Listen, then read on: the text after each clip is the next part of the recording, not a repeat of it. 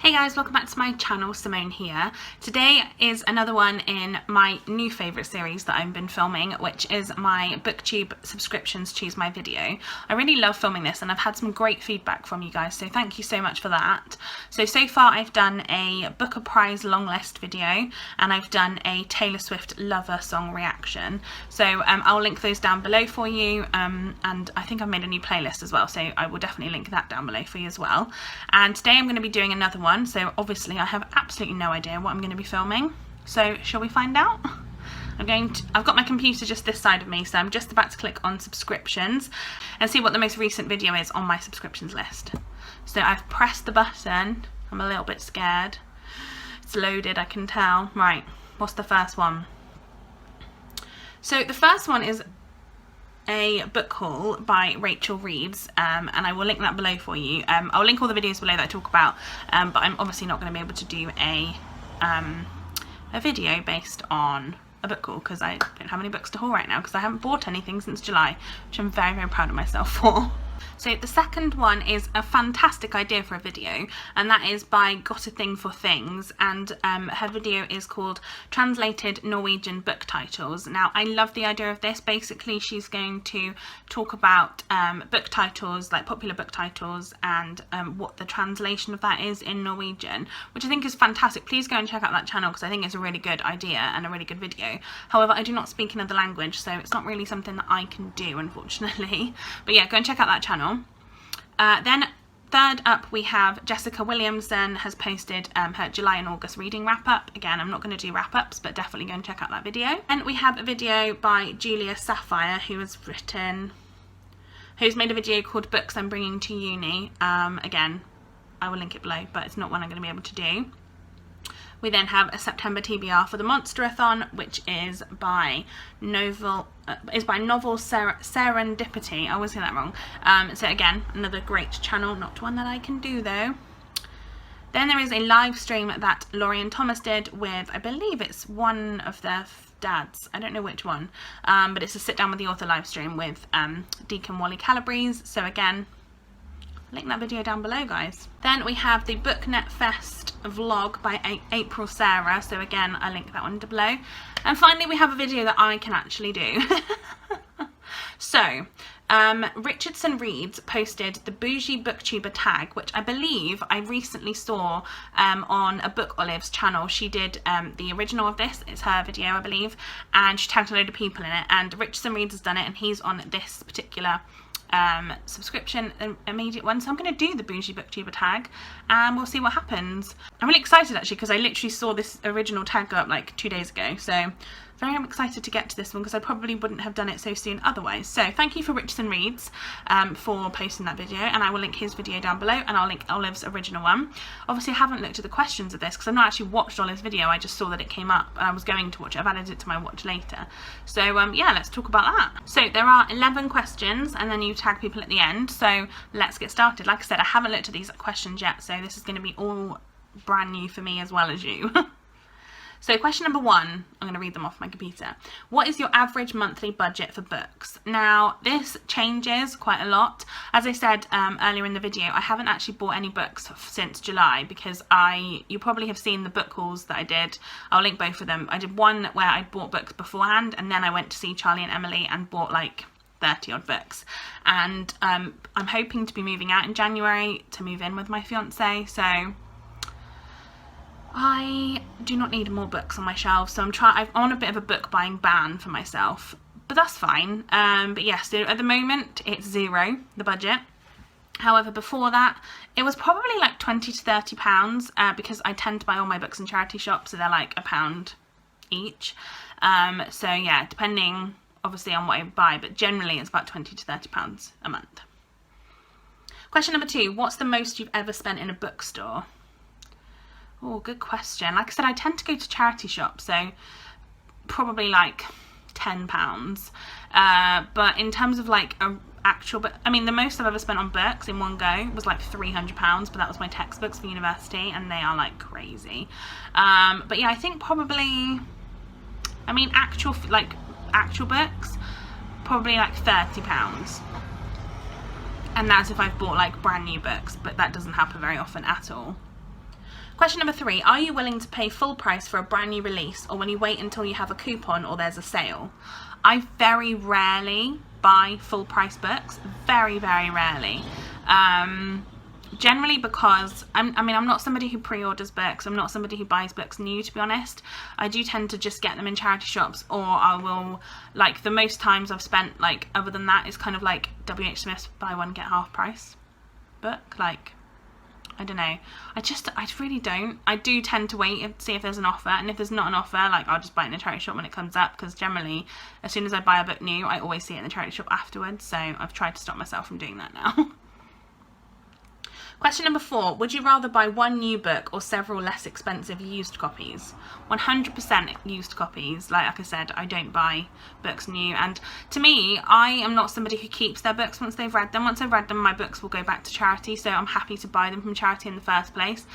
There's not really a lot of point to me in spending like £15 to £20 on a hardback new copy if I'm going to give it back to the charity shop as soon as I've read it. So I think the only one recently that I've bought was The Boy Swallows Universe by Trent Dalton, because Charlie was like raving about it, and it's only just come out, so it wasn't available in like paperback or you know, second hand. So I bought that, and then she signed it for me, which was really lovely. But yeah, generally I don't buy new books. So 100% lots of less expensive used books. Question number 5, what do you think is a reasonable price for a new hardback book, a paperback or an ebook? Hardback book, generally I reckon is about £15. I wouldn't potentially spend that really, but I think that's generally like how much I would spend if I was going to buy a new hardback book. Paperback, probably like a tenner. Ebook, I mean, all of the ebooks I buy like 99p, because I don't tend to buy them new, but I guess £5 for that, like in increments. I don't know. I don't really know. Question number 6, is a signed book worth more to you? How about a first edition? It's nice when you buy a book in a charity shop and then you're like, oh, it's actually signed, I didn't realise, but I wouldn't say that I would go out of my way to find one. Again, because I don't keep my books once I've read them, so I don't really mind. Again, a first edition, the same thing, I wouldn't really hold any kind of massive worth in that. I know a lot, I think if you collect your books, then 100% that probably would be more important for you, but like I say, I get rid of my books once I've read them, so I don't have any kind of, I don't hold on to them in that way. Question number 7, what is your most valuable book, sentimental or actual value? Sentimental is definitely Shirley the Sheepdog by Enid Blyton. I've definitely mentioned it on my channel before, and I've shown it. I don't have it upstairs, I'm filming in my room and it's downstairs, so I don't have it here, but you definitely will have seen it in other videos. It doesn't have the dust jacket anymore, and I kind of love that about it.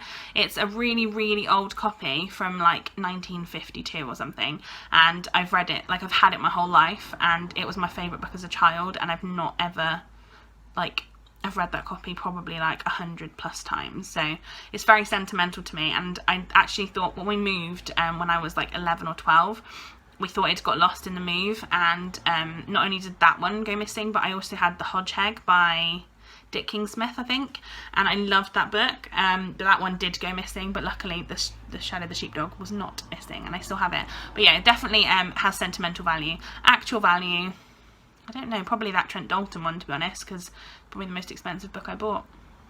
It also has a signature by Charlie in it, so I guess that has extra sentimental value for me as well.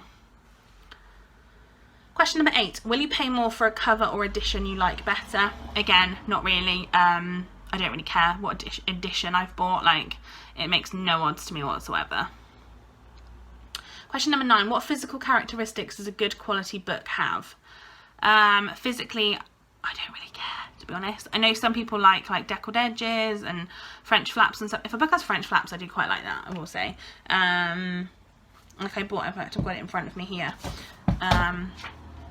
I bought a copy of Northanger Abbey. This is the only book I have 2 copies of, because I loved this copy and I found it in a charity shop. And it does have your typical French flaps, which I did really enjoy, and I love the cover. And I actually just thought this one would be easy to read, because it's quite like shorter than the other one, and it's a bit more like, I don't know, like a bit more floppier, I guess. Like it's easier to read. I think that's the reason why I bought this one. So yeah, although I had another copy of it, that was definitely that one was excited for. So that's probably I like a floppier book, if that makes sense, like a book that I can easily read rather than like having to like pry the pages open. Question Question number 10. If you won the lottery, what bookish things would you do with the money? Me, Emily and Charlie have definitely talked about the fact that in the future we would love to own a bookshop together. That would be literally like heaven, and I would love that. So if I won the lottery, 100%, I would tell the girls, come with me, let's buy a bookshop together, let's just like own it, and it would be amazing, and I would be very excited about it.